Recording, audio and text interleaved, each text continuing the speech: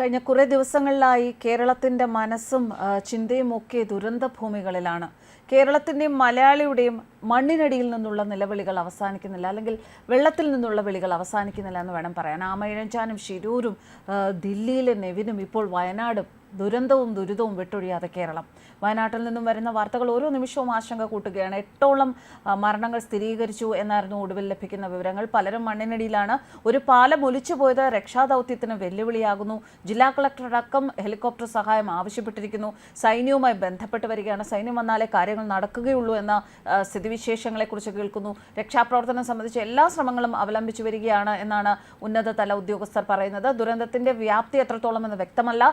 സൈന്യത്തിന്റെയും NDRFന്റെയും അടക്കം സഹായം ആവശ്യമായി വരും എന്ന് മന്ത്രി AK ശശീന്ദ്രൻ പറയുന്നു. പുലർച്ചെ 2 മണിയോടെയായിരുന്നു ആദ്യത്തെ ഉരുൾപൊട്ടിയത്. പിന്നീട് 4:10 വീണ്ടും ഉരുൾപൊട്ടിയിരിക്കുന്നത്. പ്രദേശത്ത് നിന്ന് മൃതദേഹങ്ങൾ 8ഓളം കണ്ടെത്തിയതായാണ് വിവരങ്ങൾ. ഇതിൽ ഒരാൾ വിദേശി എന്നാണ് റിപ്പോർട്ട്. ഒരുപാട് പേർ പ്രദേശത്ത് കുടുങ്ങിക്കിടക്കുന്നുണ്ട്. നിലവിളികളിൽ വയനാട് അലയടിക്കുകയാണ്. കനത്ത മഴ വയനാട്ടിൽ തുടരുകയാണ്. രക്ഷാപ്രവർത്തനത്തെ ഇത് ദുഷ്കരമാക്കുന്നു. ഉരുൾപൊട്ടലിനെ തുടർന്ന് വയനാട്ടിൽ വ്യാപക നാശനഷ്ടം. 100 കണക്കിന് ആളുകളാണ് പ്രദേശത്ത് കുടുങ്ങിക്കിടക്കുന്നതായ വിവരങ്ങൾ. പരിക്കേറ്റ 16 പേരെ ആശുപത്രിയിൽ പ്രവേശിച്ചിട്ടുണ്ട്. നിരവധി പേരെ കാണാതായിട്ടുണ്ട് എന്നാണ് പ്രദേശവാസികൾ വ്യക്തമാക്കുന്നത്. മുണ്ടകൈ, ചൂരൽമല, അട്ടമല ഭാഗങ്ങളിൽ വലിയ നാശനഷ്ടങ്ങളാണ് റിപ്പോർട്ട് ചെയ്യുന്നത്. വെള്ളാർമല GVHS പൂർണ്ണമായും മുങ്ങി.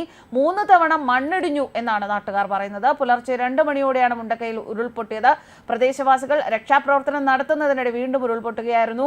വലിയ രീതിയിൽ മലവെള്ളപ്പാച്ചിലും മണ്ണിടിച്ചിലും രക്ഷാപ്രവർത്തനത്തിനിടെ ഉണ്ടായി. രക്ഷാപ്രവർത്തകർ ഉൾപ്പെടെ ഓടി രക്ഷപ്പെടുകയായിരുന്നു. ഒരുപാട് വാഹനങ്ങൾ ഒഴുകിപ്പോയി. വീടുകളിലും വെള്ളവും ചെളിയും കയറി. നേരം പുലർന്നതോടെ ഓരോ വീടുകൾക്കകത്ത് കയറിയുള്ള രക്ഷാപ്രവർത്തനമാണ് ഇപ്പോൾ നടക്കുന്നത്. മുണ്ടകൈ പുഞ്ചിരിമട്ടം ഭാഗത്തു നിന്ന് പുലർച്ചെ 2 മണിയോടെ വലിയ ശബ്ദത്തോടെ ഉരുൾപൊട്ടിയെന്നാണ് പ്രദേശവാസികൾ പറയുന്നത്.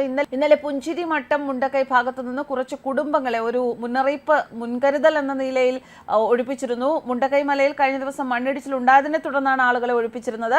മുണ്ടകൈ പുഴയിൽ വലിയ കുത്തൊഴുക്കും മലവെള്ളപ്പാച്ചിലും രൂപപ്പെട്ടിരുന്നു. വയനാട്ടിൽ അതിശക്തമായ മഴ തുടരുകയാണ്. അതുകൊണ്ട് തന്നെ രക്ഷാപ്രവർത്തനവും ദുഷ്കരമാകുന്നതും ആശങ്ക കൂട്ടുന്നു. പ്രദേശത്തെ പ്രധാന റോഡും ചൂരൽമല ടൗണിലെ പാലവും തകർന്നതോടെ രക്ഷാപ്രവർത്തനം ദുഷ്കരമാണ്. ഈ അട്ടമല പ്രദേശത്തേക്കുള്ള ഏക പാലമാണിത്. മലപ്പുറം പോത്തുകല്ലിൽ അതേസമയം ഒരു പുഴയിൽ ഒരു മൃതദേഹം കണ്ടെത്തിയെന്ന വിവരങ്ങളുണ്ട്.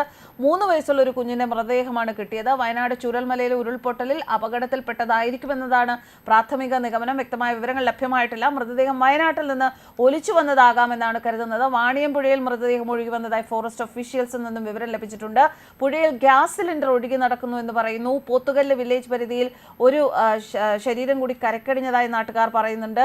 എന്തായാലും വലിയൊരു ദുരന്തമാണ് വയനാട് മേപ്പാടി മുണ്ടക്കയിൽ ഉണ്ടായത്. മുണ്ടക്കയിൽ 2 തവണയുണ്ടായ ഉരുൾപൊട്ടലിൽ 8ഓളം പേരുടെ മൃതദേഹം കണ്ടെത്തി. നിരവധി വാഹനങ്ങൾ ഒലിച്ചുപോയി. ചൂരൽമല ടൗണിന്റെ ഒരു ഭാഗം ഒലിച്ചുപോയി. മലവെള്ളപ്പാച്ചിൽ ഒരുപാട് വീടുകൾ തകർന്നു. സ്കൂള് പൂർണ്ണമായും വെള്ളത്തിനടിയിലായി. കനത്ത നാശനഷ്ടമാണ് ഉണ്ടായിരിക്കുന്നത്. ഇതുവരെ വയനാട് കാണാത്ത അത്ര വലിയ ദുരന്തമാണ് ഈ മേഖലയിൽ ഉണ്ടായിരിക്കുന്നത്.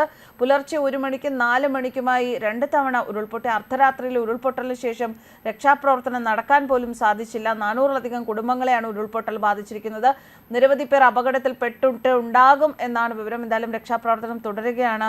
ഒരുപാട് ജീവ അപായങ്ങൾ ഉണ്ടാകാതിരിക്കാൻ നമുക്ക് പ്രാർത്ഥിക്കാം. മണ്ണിനടിയിൽപ്പെട്ടവരെ, വെള്ളത്തിനടിയിൽപ്പെട്ടവരെ ഒക്കെ മാക്സിമം രക്ഷപ്പെടുത്താൻ വളരെ പെട്ടെന്ന് സാധിക്കട്ടെ എന്ന് നമുക്ക് പ്രത്യാശിക്കാം. ന്യൂസ് ഡെസ്ക് കർമ്മ.